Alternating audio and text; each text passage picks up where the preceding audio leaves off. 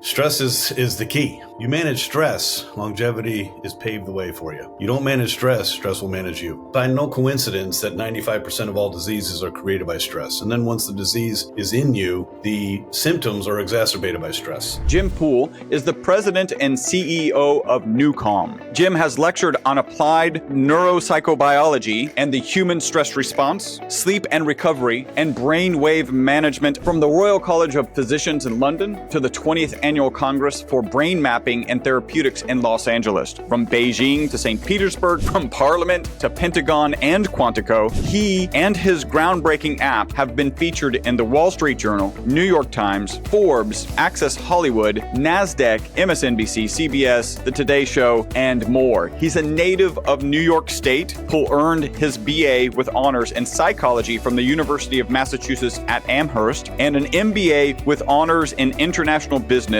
marketing from Babson College in Massachusetts. But people don't know this. Stress is profoundly the number one problem that impacts all of humanity. And all you need to do in today's world is stop.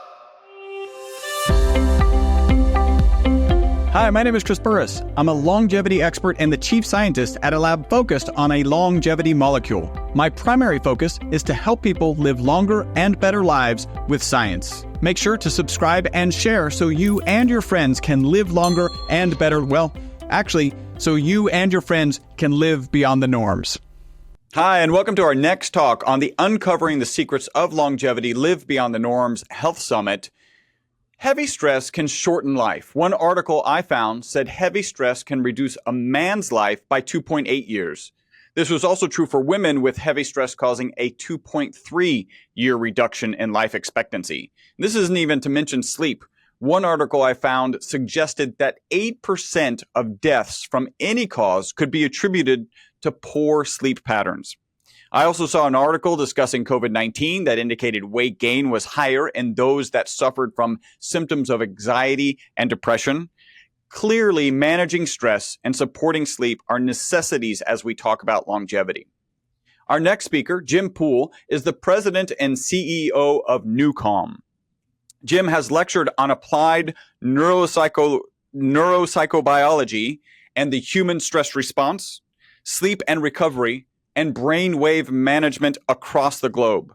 From the Royal College of Physicians in London to the 20th Annual Congress for Brain Mapping and Therapeutics in Los Angeles. From Beijing to St. Petersburg, from Parliament to Pentagon and Quantico, he and his groundbreaking app have been featured in the Wall Street Journal, New York Times, Forbes, Access Hollywood, NASDAQ, MSNBC, CBS, The Today Show, and more. He's a native of New York State. Poole earned his BA with honors in psychology from the University of Massachusetts at Amherst. Actually, I have a niece who's attending Amherst College right now, same area, obviously, and an MBA with honors in international business marketing from Babson College in Massachusetts. Jim Poole, thank you for joining us. Thanks for having me, Chris. Pleasure to be here with you to talk about longevity. Yeah, longevity. So I'm really excited about this conversation. Our first conversation, I thought, was really enlightening, really energetic. It is so often talked about, nothing happens without your brain on board, right? Like that's the reality. And everything bad can happen if your brain's not on board. But before we get into neuroacoustic software, give us a little bit of background, like what led you to become an expert in neuroacoustic software? The universe, basically. There's no other explanation for it. The confounding variables that led Dr. Holloway to me are fascinating in the rearview mirror. At the time, they just happened to be the way they were. But my background was in 2008. I managed the largest private equity acquisition in the history of the dental industry, of all industries.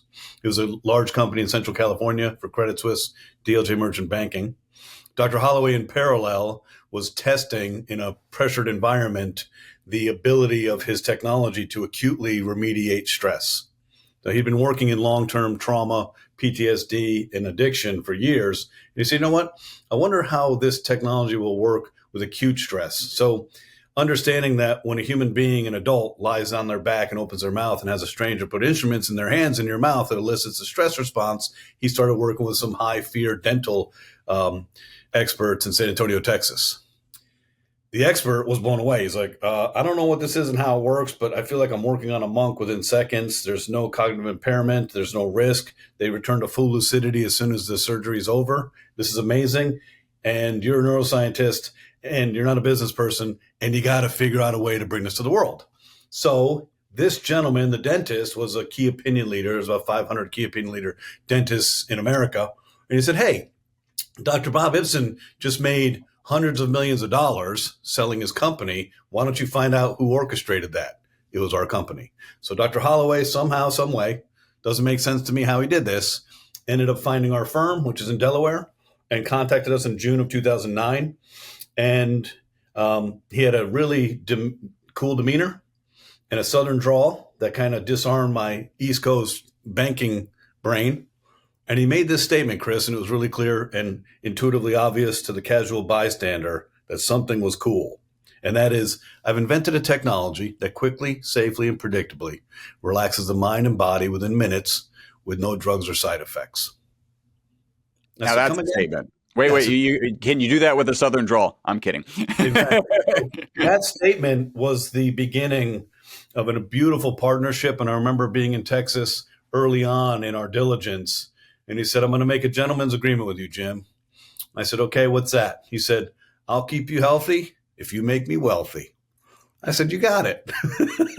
That sounds like a good trade-off.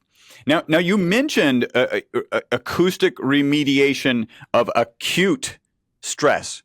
And I saw an interview with you where you were talking about kind of former life, right? Where you were working with schizophrenics, borderline personality disorders. I have to imagine like those are individuals who physically are going through acute stress and probably even cause some acute stress in you. Did that play a factor in you jumping on board with Dr. Holloway? It probably did. Everything kind of in life comes full circle if you have the opportunity to be present in your life. I was raised by two psychotherapists. So I was raised under the social conditioning of empathy, caring, being a good listener, and it led me to the path of psychology. I happened to choose a path that was really difficult, and that was the State Mental Health Institutions of Massachusetts, working with the sickest of the sickest. And it had two profound impacts on me. One, it was a humbling experience. You know, when you're young and you're raised by two psychotherapists and you follow in their footsteps, you're like, okay, I'm going to change the world. You quickly realize I can't change anybody and I just got to stay alive myself. So that's a humbling experience. The sooner that you get there, the better, because then you're not doing this grandiose can change the world thing, because it doesn't work that way. We're barely in control of ourselves. So for us to think we can control others is a fallacy that makes no sense. The second thing it did was said, wow, this psychology stuff is hard. There's no black and white, man. Just give me a roadmap and I'll figure out what's right and what's wrong. But in schizophrenia, people think, hey, schizophrenics are crazy all the time. No, they're not. They're very, very bright. They're sick. They're very, very bright. So you can have a normal conversation with anybody who's schizophrenic. And in that conversation, they take a left turn down some tangential road that your brain can't really. That's schizophrenia. So this led me to go to a MD PhD program that Harvard Medical School sponsors and do a post-baccalaureate program. And then I got into an MD PhD program for applied neuropsychobiology and neuropsychopathology. Okay, what was I trying to do? I was trying to figure out black and white. What's the etiology of mental illness? Show me black and white, the biology, not trying to figure out and ascertain what's real and what's not. So it led me down a cool path of the tangible side of taking care of people. And then at that age, upper 20s, I was like, I'm not going to school for 8 years. So I spent all this time getting in, doing all the tests and all that good stuff, and said, you know what? I'm going to go to business school and do a faster path to raising a family. So it all kind of comes full circle. Uniquely, I think, honored and privileged to have had that happen to me. And this feels so comfortable. Dr. Holloway had Asperger's. He was never going to get on stage and educate to the masses the complexity of applied neuropsychobiology. It wasn't going to happen. So I was the voice of one of the most brilliant scientists in the world for 14 years. So I extracted from his brain the ideas, the how to, the why, the what, and then became the vocal box for that. So that's how I did 250 CME lectures to the top doctors across the globe for 15 years. I had to. So I had to learn it. And what a better place to be good friends and near and dear to a brilliant neuroscientist, but also we have 52 medical advisors on our medical advisory board. So I've been surrounded by the best and the brightest for years. And if you studied something for 14 years, indeed, you will become an expert. Yeah. I think, yeah, well, I think you study it for 14 years. And one of the things I've always said, and is one of the reasons I've usually been on some sort of podcast or, kind of venue where I'm teaching, is when you start to teach it is when you really, really cement the learning, right? Because you got to get all the little words right. You got to really hone in on the key concepts. I like that you talked about a lesson of getting focused on ourselves, right? I think there's a lot of people who, yeah, you should focus internally and you should externally, and you should be interested in the well-being of others. It's why I do this, right? I'm selfishly collecting information about longevity and then unselfishly sharing it with as many people as I can. But it does start at home. It does start with yourself, and the things that you can do for your own well-being are first. Literally, as you're describing this, I'm just thinking, okay, this is the right person, right? Who's got the background, who's got the psychobiology background to have a conversation with Dr. Holloway and go, oh, wow, that sounds amazing. Oh, wow, it is amazing. Okay, let's bring this to market. So it really is a cool story. How do you see, so we're really addressing stress. I think that's at the forefront, and then sleep. But how do you see stress impacting longevity? Stress, as we see it, and we've witnessed this for 14 years across the continuum of humanity, from cancer patients to pilots, professional athletes to weekend warriors, stress is the key. You manage stress, longevity is paved the way for you. You don't manage stress, stress will manage you. It's by no coincidence that 95% of all diseases are created by stress. And then once the disease is in you, the symptoms are exacerbated by stress. Stress and the constant flow of catabolic hormones, adrenaline, catecholamines, you name it, has a negative consequence on our ability for rest and digest, repair, restoration, and stress itself is incompatible with sleep. But people don't know this. People don't understand stress, and people don't understand sleep. In fact, the science of sleep is only about 40 years old. Imagine that. Mm. The world of science, sleep being as important as it is. If we were to live to be 100 years old, simple math would dictate that we should sleep for 33 years. You would think that humanity would think, hey, that might be an important aspect of what we should be studying, but we've only really been diving into it for 4 decades. Stress, Chris, is interesting because it's intangible. So as profoundly gifted and amazing as the human brain is, it is pedestrian when it comes to understanding intangible. If I can't see it, touch it, smell it, taste it, feel it, is it real? Was COVID real? Is stress real? Hell yeah, stress is real. Now we know intuitively when we're stressed out, we're impatient. We don't have access to our emotions. We don't have access to, and the good emotions. We don't have access to hearing, observation. We're constantly just in this gerbil wheel in our brain with all these triggers happening, right? Stress is profoundly the number one problem that impacts all of humanity. And all you need to do in today's world is stop, take a breath, and say, wait a second.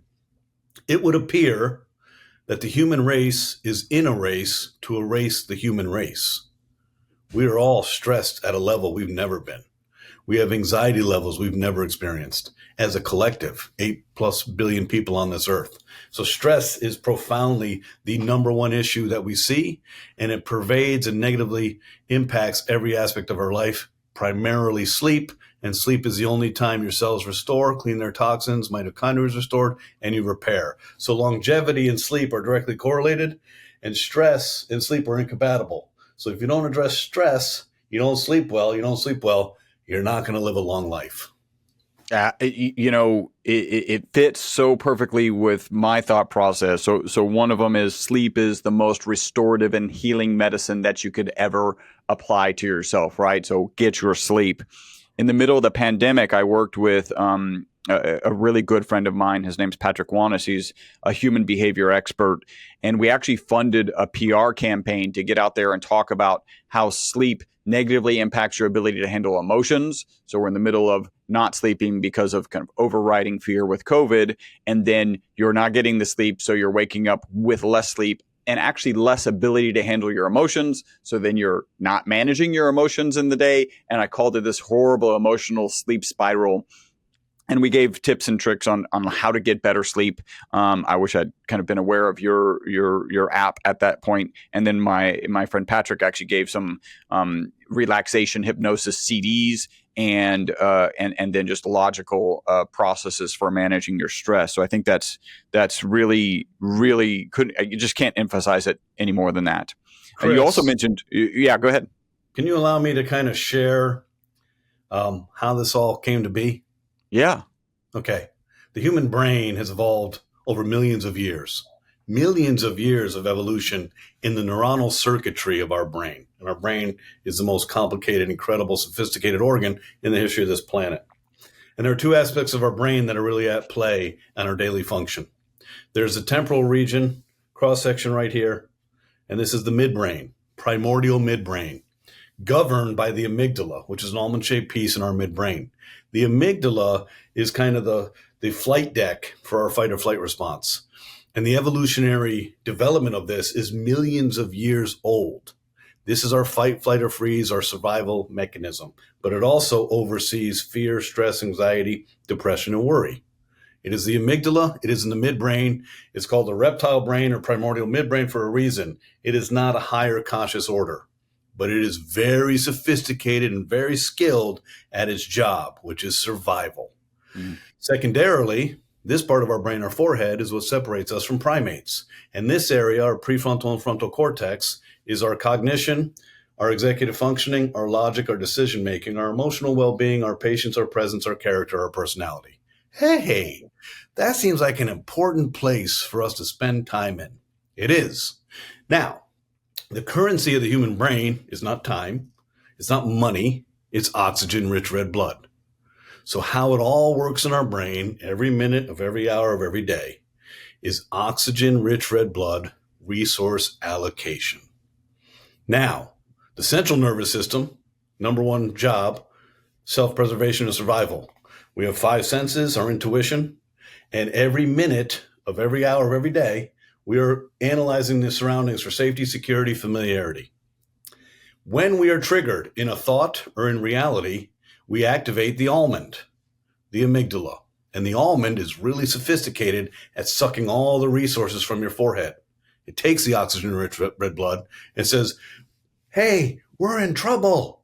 Gather all our resources. Let's address the HPA axis, activate the adrenal cortex, bring all of our energy to our visceral organs. We have to mobilize. We're in for a threat.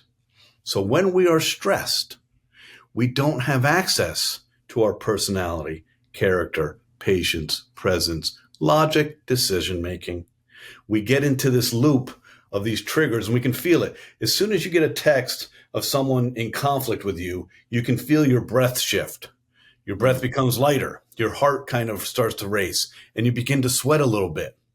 All of this is the autonomic nervous system triggering your fight or flight response. We deal with this every day. Now, the challenge, Chris, is this. The primordial reptile part of our brain is millions of years evolved, where this part's 4 million years evolved. We're battling what people say could be a 36 million year head start. You imagine that? Can you imagine every minute of every hour of every day, you're battling a 36 million year head start that fear, stress, anxiety, depression, worry, fight, flight, or freeze has on over our personality. That is the challenge. So when we are in a stressed state, we are not in a healthy state. We are certainly not in a repair state. Today, 87% of the human population state they have trouble sleeping fairly often to all the time. And when you say, hey, why?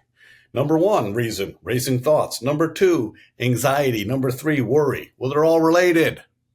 Stress is a huge challenge. And the key element for us to understand this is that We have a brain circuitry that is wired specifically for survival. Our primordial midbrain has not devolved with the acceleration of our culture. We're not in danger all the time. But that part of our brain is so strong, so powerful, so gifted in doing its job. It's a bully, and it sucks the resources from who we want to be, how we want to be, and how we want to live. Stress is the curse that we must, first of all, wake up to, better understand it, and then implement ways to manage it. So when we're talking about neuroacoustic and physiobiology, what we're really talking about is wrestling away from the amygdala control, right? Putting the amygdala at the kids' table where it belongs. Yeah. The adults are speaking. Go sit at the kids' table. That's exactly what we want to do. A redistribution of the strength of the amygdala. Another thing for people to realize, when you wake up in the morning, your brain has to get you out of delta, which is the slowest waveform. So cortisol, the stress hormone, is at the highest level in the morning. So you wake up, say this morning, I woke up at 5 o'clock. Not a great example because it was still dark out. But you're lying in bed and you open your eyes and light enters your eyes. The first thing that wakes up every morning is the almond, that little son of a gun amygdala. So every morning, ladies and gentlemen, when you wake up, you don't say, hey, Chris, you're an amazing soul. People are filled with gratitude and humility and love and adoration for you and great appreciation. Today's going to be the best day of your life. No, we don't. We wake up saying, hey, who did I piss off yesterday? What conflict is in front of me? What's my to-do list? Boom, boom, boom, boom, boom. Our day starts there with the amygdala. So it's all related to stress and the ability to downregulate the reptilian part of our brain and redistribute oxygen-rich red blood here. Yeah, I've heard the example, which is exact parallel of cavemen when they walked out of the cave first thing in the morning, didn't go, hey, honey, come here, let's look at this nice, amazing sunrise. No, it was like, all right, what's going to kill me? Where am I going to get food today? Maybe I need some firewood. I got to drink. Like, it's entirely about survival. And yeah, we're fighting against that. So stress, huge. We've talked about, I'm kind of looking through the questions that I've had. Brainwaves impacting behavior. Yes. So what are the different kind of brainwaves that we may cycle through in a day? You mentioned delta. What else is it that we're dealing with and trying to get to? This is where science gets fun. You know why, Chris? Because it's black and white. It's not up for debate. The human brain oscillates in a 41 hertz range on a daily basis. There are 5 categories. The slowest waveform is called delta, commensurate with deep sleep. Delta is 0.5 hertz to 4 hertz. It's the slowest waveform of your brain. Faster waveform and still in sleep is theta. Theta is 4 hertz to 7 hertz, and alpha is 8 hertz to 12 hertz. This is really important for us because in theta, it's also called the healing zone.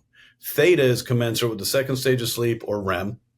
But in that state, when your brain is oscillating between 4 hertz and 7 hertz, several things that are happening, and it's the only time in a human biorhythm that this happens. Number 1, your cells clean their toxins, cellular maintenance. Number 2, your mitochondria is restored. That is the power of sleep. The repair, the restoration of sleep involves a lot of time in theta brainwave function, or also sometimes known as REM. Okay? Think about this. Think about today. You cook a dinner at home and you don't clean your kitchen. And then you don't clean your kitchen for the rest of the week. And then next week you don't clean your kitchen. It's going to stink. It's not going to be fun to go into. How about a month? A month, let's not clean our kitchen. How about a year? The negative consequence of not sleeping means that we cycle through theta too quickly in our sleep architecture. Our cells don't clean their toxins. It is not up for, hey, is it magic that stress creates all these diseases? No. It's 1,000 cuts.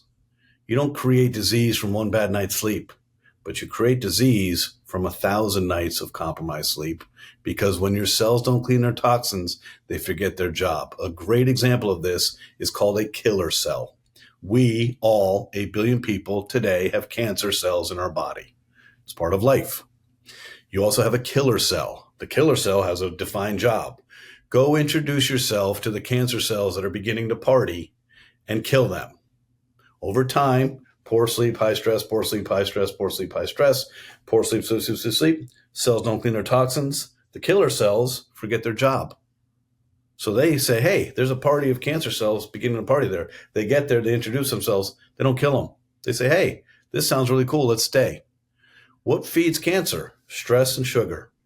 So that is how this all kind of comes into play. So theta is the key. It's called the healing zone for a reason. So in the sleep architecture, there are three categories of brainwave: delta, theta, and alpha.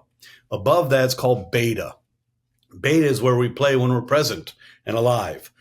12 to 15 hertz is low energy, awake beta. 15 to 20 hertz is called the learning zone, full mental acuity, comprehension, and concentration.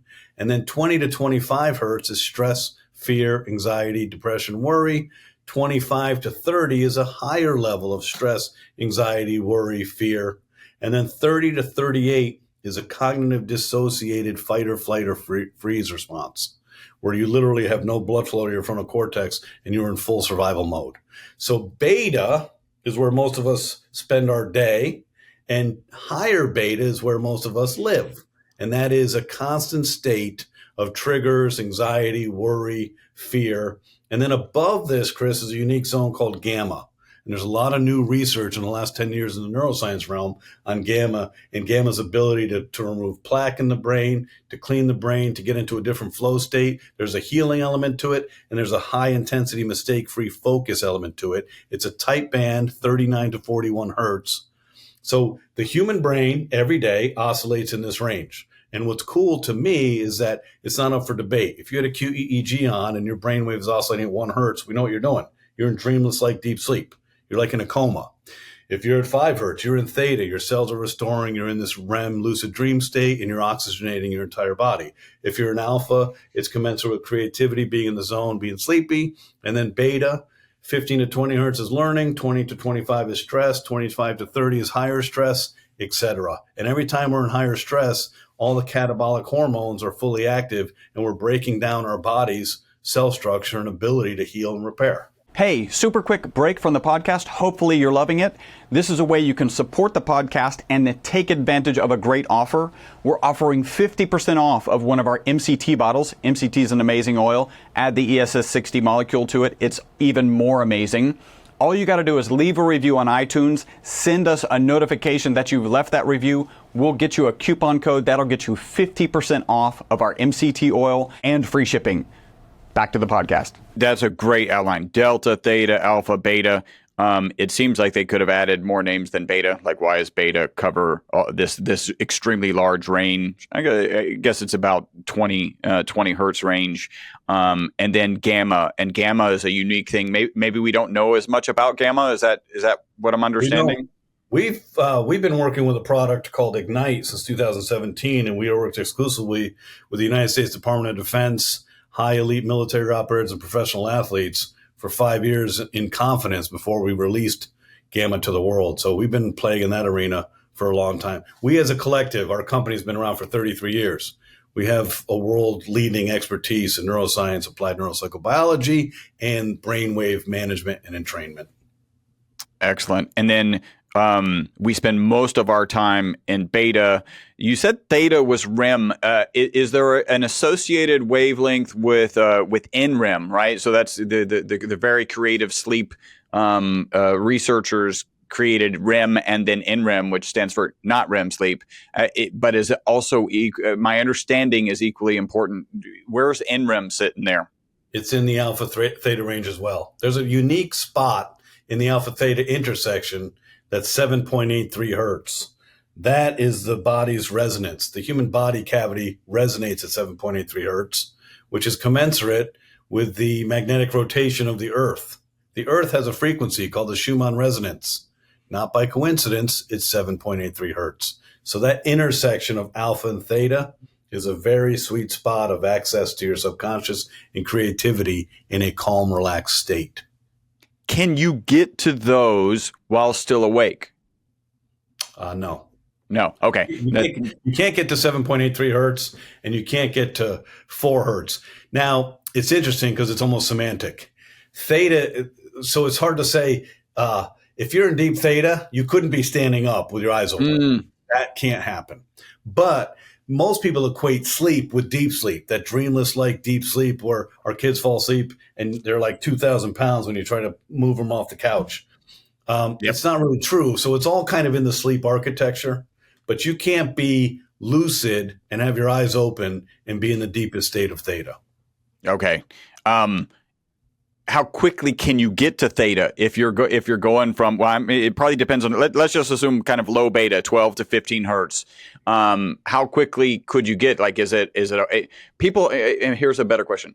People talk about power naps, like napping in the afternoon being incredibly good for cognitive performance, right? So I've always said, I'm not a great practitioner of this, but you should be taking an afternoon nap, right? It should be 20 minutes or less. Anytime you get over 30 minutes, you actually start interrupting your night sleep. Where are you sitting during this kind of power nap or this afternoon nap? You are typically, anybody who's listening to this and is napped, it's kind of a roll of the dice if you get up feeling groggy and cranky, isn't it? Well, it's because the first step of sleep is deep sleep. So when you take a power nap in the day, you're gambling because you don't want to get up from deep sleep. That's when you get up and you still have this sleep inertia and you feel groggy and cranky. So the 20-minute seems to be the sweet spot. Can I hover an alpha and theta in that 20 minutes? Perhaps. And you can almost feel it. If you're a really good napper, you can almost feel yourself down regulating into that state. Human beings cannot bring their brainwave function to theta with exception of meditating monks. So maybe after 10,000 hours of studied practice meditation, can you bring your brainwave to theta? But even then it's fleeting. Because as you're hovering just above deep sleep, if you have any sleep deprivation, your brain says, hey, I feel really relaxed. I'm going into sleep. So it's not, you need a facilitator and you need help to take you into that theta range. Transcendental meditation and other meditation practices can bring you into that sweet spot of a quiet mind and relaxation, but that's alpha. So it's kind of a trick. You can't really bring yourself to theta unless you give your life to service and live in a monastery and study the art of meditation deeply and consistently. All right, excellent. So your technology I found it described as anxiolytic technology. What does that actually mean? Anxiolytic is a highbrow word for anti-anxiety. So we used to be a FDA class 3 medical device for the treatment of anxiety, insomnia, and depression.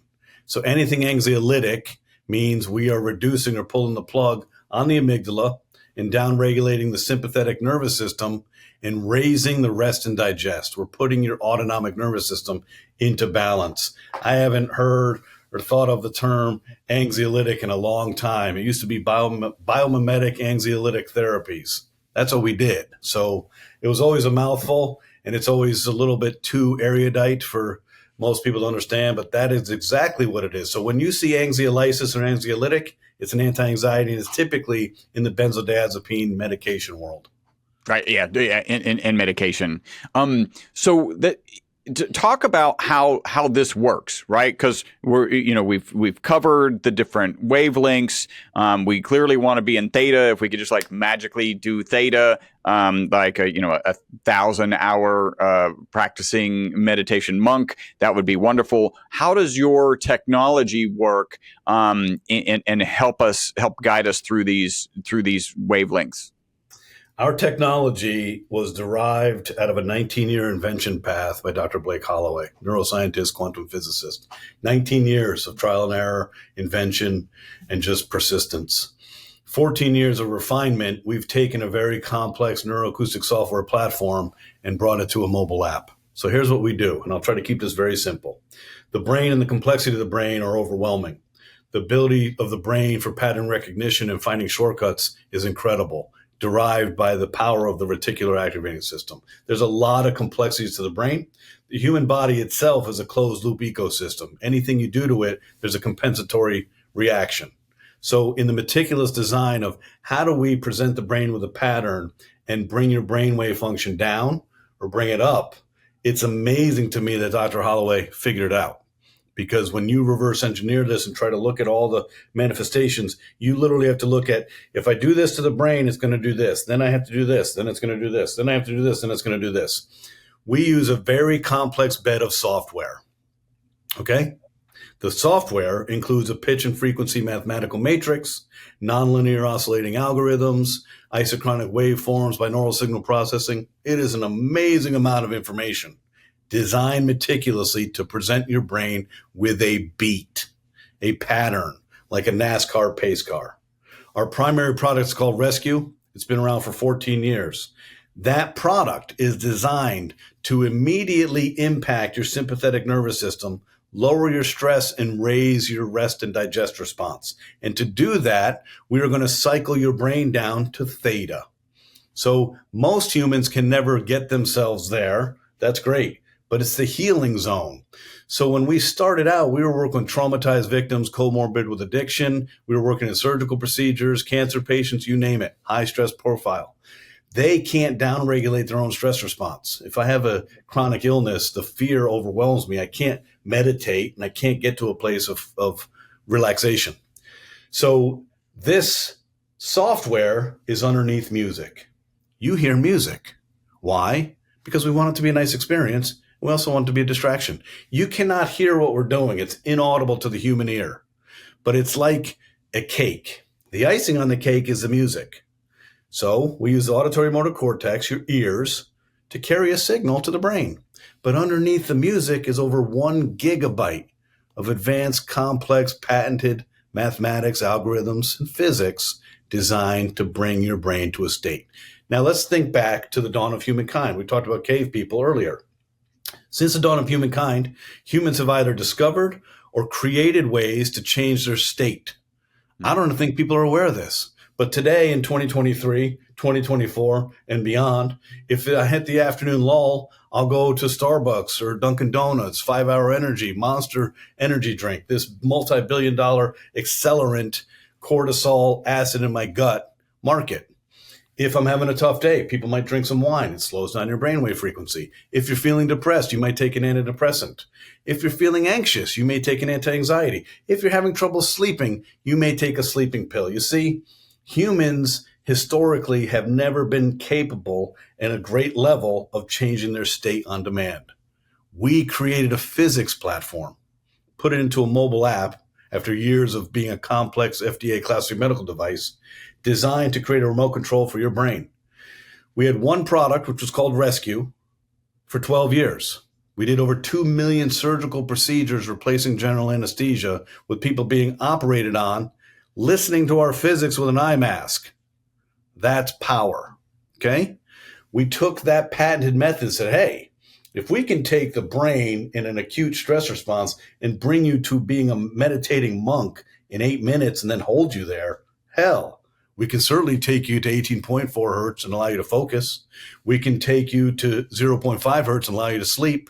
So over the course of the last 3 years, we launched 5 new products after being a one-product company for over 30 years. Huh? So now you can do anything. The frequency range of a human being is 5 categories and 41 hertz. There are 6 journeys on the mobile app that take you to any of those. There's deep sleep to take you to delta. There's alpha and theta restoration recovery with rescue, power nap, and flow state. There's focus to take you to focus. And there's ignite to take you to gamma. Using very complex physics underneath music, we simply pace your brain to whatever outcome you want. This has never been done before. Never. We have the only patents in the world for lowering the stress response and improving sleep quality without drugs, issued in 2015, to the method used to elicit a physiological state change in a human being in 2021. So we've been pioneering this space for a long time. I've sounded like a Martian for 15 years. But fortunately, Chris, the world is starting to wake up to the need for balance, restoration, recovery, sleep, repair. And so there's been a proliferation of all these products coming out, making grandiose claims. Very few are backed by science. But our place in this world is to literally give you a remote control so you can dictate for yourself what you want. So I don't need coffee in the morning. I can just listen to Ignite with headphones. I don't need to become a monk. I'm not going to. I'm a CEO of a company. But every day I can restore. I can literally put an eye mask on, headphones, lie in my bed, and for 30 minutes I levitate in theta. According to research at Harvard Medical School and NASA in 2012, 20 minutes of rescue is equivalent to 2 hours of restorative sleep. Not 2 hours of sleep, 2 hours of the sweetest spot of restorative. Why? Because we hold you in that healing zone of theta. It takes us 8 minutes to get you there because the central nervous system has a really powerful control matrix. And then when you're there, you're just kind of baking, man. When you watch people NuCalm, they're just like in a coma and you're just restoring. And that's it. And then when you've had enough, your brain says, hey, you've had enough. You just kind of, it pops like like a button on a turkey and you're up. There you go. So we use really, really, really complex science to deliver a really simple outcome. You tell me what you want, we'll take you there. You just give us a bed, an eye mask, and a headphone. We'll do the rest for you. Pretty awesome. One of the things, obviously, your research was dependent on was being able to kind of measure brain waves. Like what state are people in? What are the brain waves that they're experiencing? Is there anything that the average? I would be fascinated to have a piece of equipment that allow me to know what my brain waves were. Is there anything that are you aware of anybody who's trying to come out with something that's reasonably accurate? I mean, I've got an Oura ring. It's not on right now.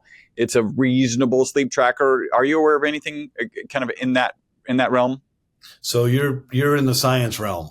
So you and I have an erudite kind of thought process around sensitivity and accurate medical grade diagnostics.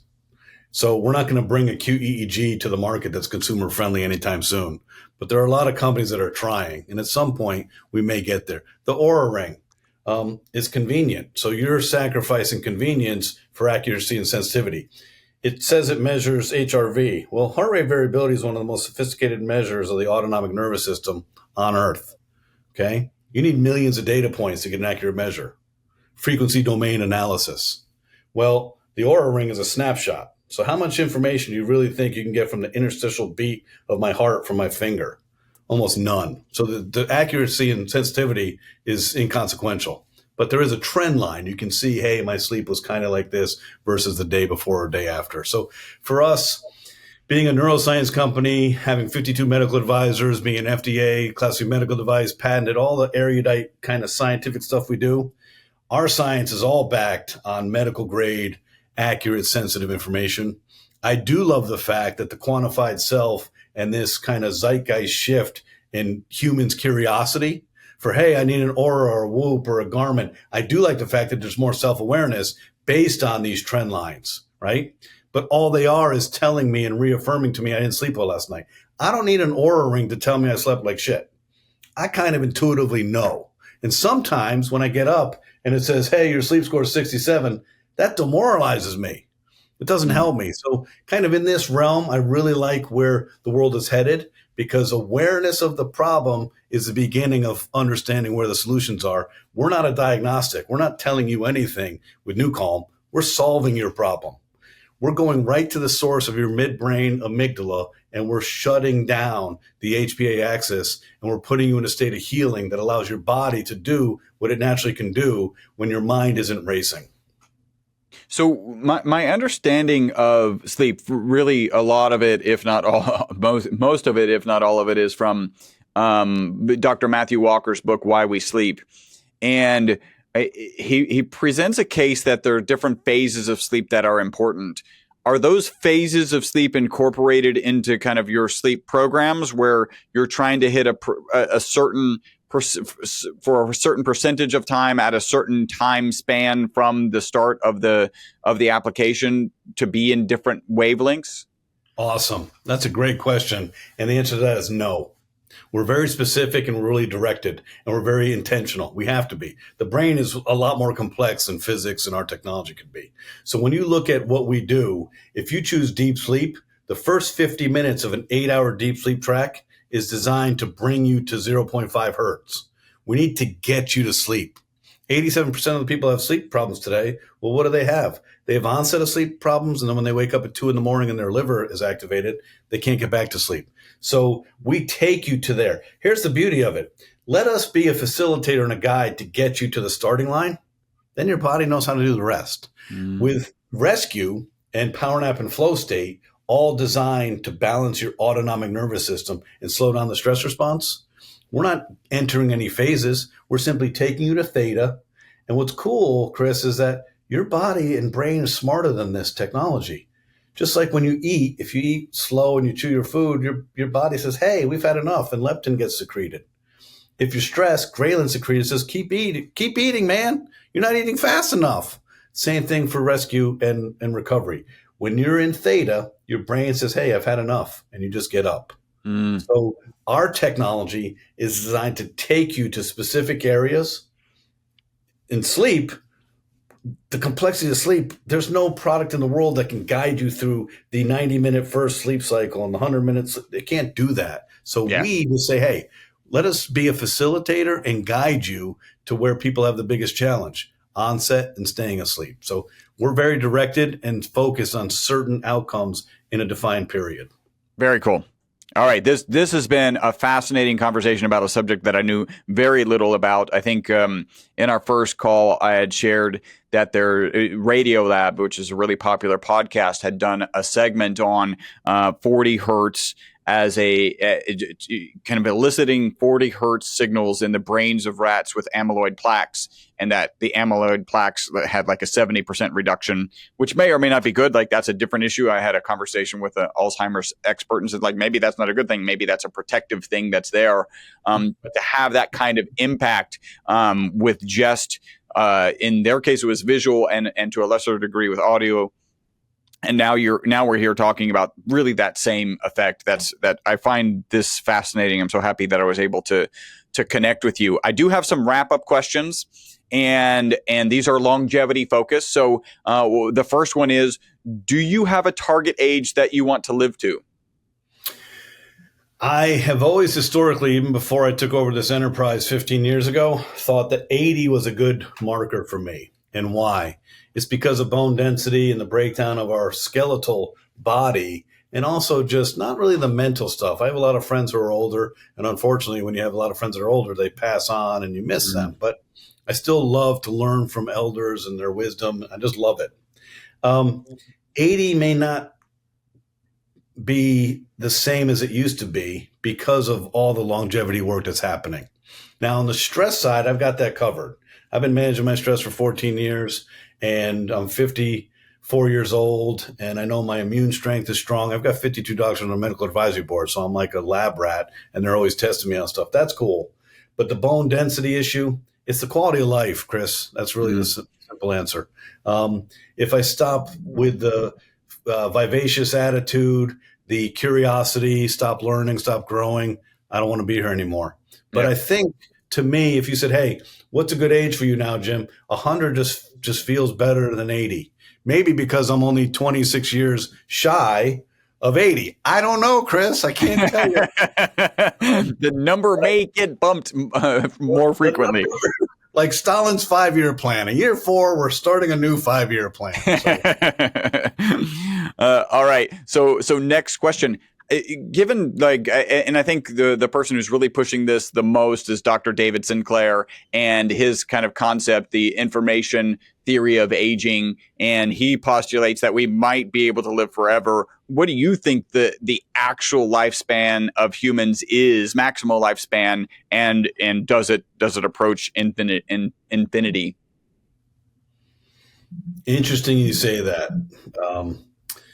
I was working with an organization that believes in longevity, perpetual life, and we did some diagnostic studies on their bodies, and they were some of the sickest people. That was weird to me.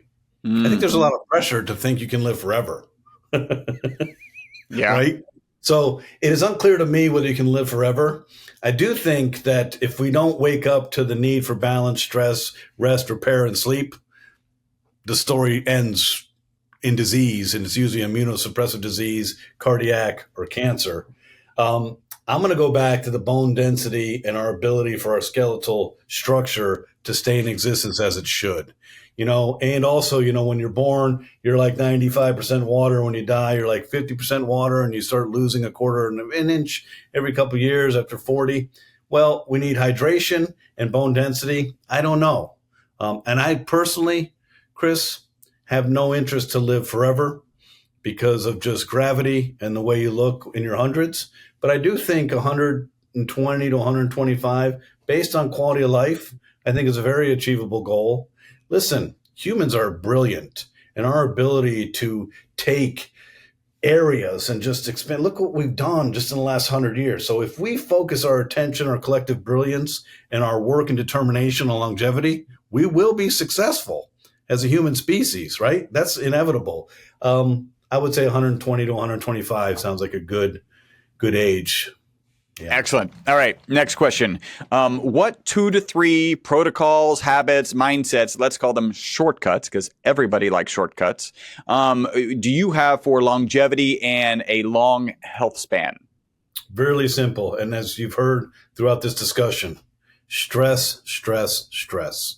1, 2, 3.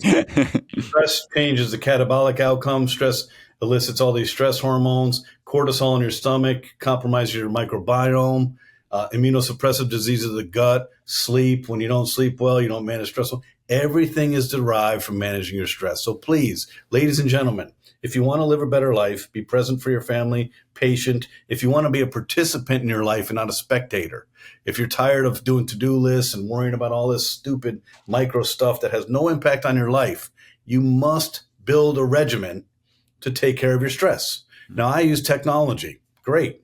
That's my go-to. And it's served me really well. There are other ways to do this. Mindful practice has been around for 3,500 years. Meditation, yoga, Tai Chi, breathing exercises. To me, as a type A driven CEO of a neuroscience company, I'm not doing any of that stuff. I have 2 black belts and I wrestled through college. I love to fight and get crazy. I'm not going to be in yoga pants stretching. It's just not my jam. Find something to manage your stress and do it every day. Because as I have witnessed at 54 years of life, stress never takes a holiday. If I look at my calendar for November, it doesn't say, hey, November 13th to the 20th, stress is going to Spain for the week. Every day it happens. So find a stress management protocol, and it must involve downregulating your sympathetic tone, which slows down your brainwave function and allows your body to oxygenate primarily your prefrontal cortex. When you're patient and present, it just means there's a lot of blood flow in your forehead. Manage your stress, and everything else is easy. Excellent. Jim, how can people contact you? There's a spaceship that I travel around the Earth in from Mars, and you can just look up in the sky. No. www.nucalm.com, NuCalm.com. We have been serving humanity from monks to punks, pilots to passengers, pro athletes to weekend warriors, students to teachers for 14 plus years. One thing we've learned, nobody has stress licked. We've been working with monks for 8 years. You know your society's kind of teetering when monks are using your product to relax. Just saying. So take a look at what we got. We used to be a $6,000 FDA Class 3 medical device. We spent 6 years bringing 33 years of patented neuroscience to a mobile app. Not because we were determined to lower our price and serve the world. We're determined to serve the world. And you only do that if something is easy and I can make it a habit. So check us out. There's a lot of knowledge in there. There's 14 years of best practices. It's really cool because there's a connective tissue when you realize, hey, the actors and actresses I aspire to be have the same stress I have. The pilots that are flying my plane have the same stress I have, because the human stress response is identical in every human being. It's that the stressors coming to you are unique to you. But once stress hits the amygdala, it's the exact same process for all 8 billion of us. That's the connective tissue of being part of the human race. Excellent. Last question. What in the near future are you excited about? Wow. I'm excited to do collaborative work with voiceover. So in 2017 and 18, we collaborated with Tony Robbins, and we trained the Washington Capitals and the Golden State Warriors, respectively. We took our physics Ignite, which brought the brainwave function to 40 hertz, that neuroplasticity focus zone. And then we imposed Tony's training on top of it. So created, at that point, arguably the most powerful mind control in history. That's amazing.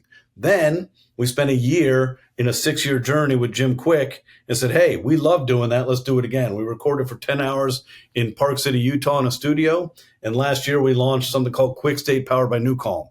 We bring your brainwave function to 18.4 hertz, which is the learning zone.